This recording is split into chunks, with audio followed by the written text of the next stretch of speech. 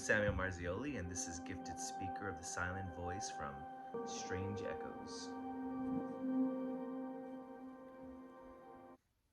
Patrick tightened his tie around his collar, watching his wife Raina by the walk-in closet light. It warmed him to see her look so calm, all snuggled in her blankets. It reminded him of their early days, some 20 years before, when happiness came cheap and good times weren't so few and far between. If only he'd held on to that. If only she had too. Ever since the move, she hadn't been the same. While she'd suffered from bouts of depression for as long as he had known her, it had only gotten worse within the last month. Even on her best days, she looked tired and perplexed, a somnambulist without the pretext of sleep. Add to that a difficult pregnancy, and it was if as she were cruising down a dark road of potholes and black ice, with something large and threatening just beyond the high beam's lights. She refused to talk about it, and when he pushed her on the subject, it only made things worse. "Stop trying to fix me," she told him. "You can't talk my problems into non-existence. It doesn't work that way." "I'm just trying to help," he said. "If you want to help, then give me space and a little time to adjust, all right?" At the memory, Patrick heaved a sigh and headed for the kitchen. After he poured himself his morning coffee in a thermos, he sauntered to the front door.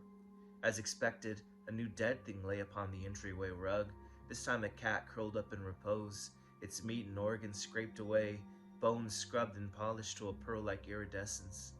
He had grown to accept Raina's macabre obsessions, her dancing skeleton art prints, skull candles, even the taxidermy foxes flanking the stonework of the fireplace, because at least they looked like art.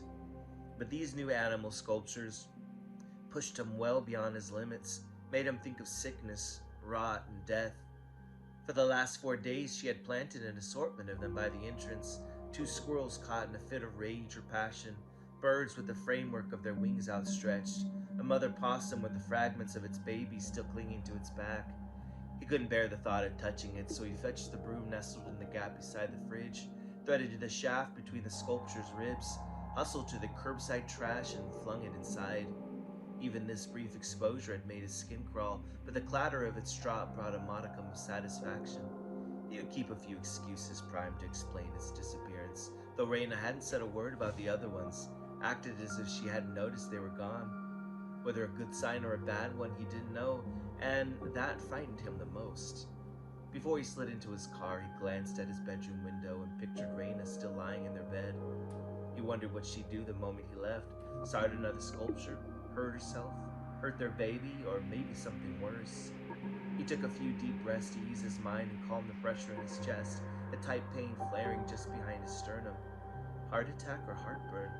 Probably the latter, since he hadn't yet killed over, the key word being yet. "I love you. Please be good," he said, a low whisper meant only for himself, and climbed into his car.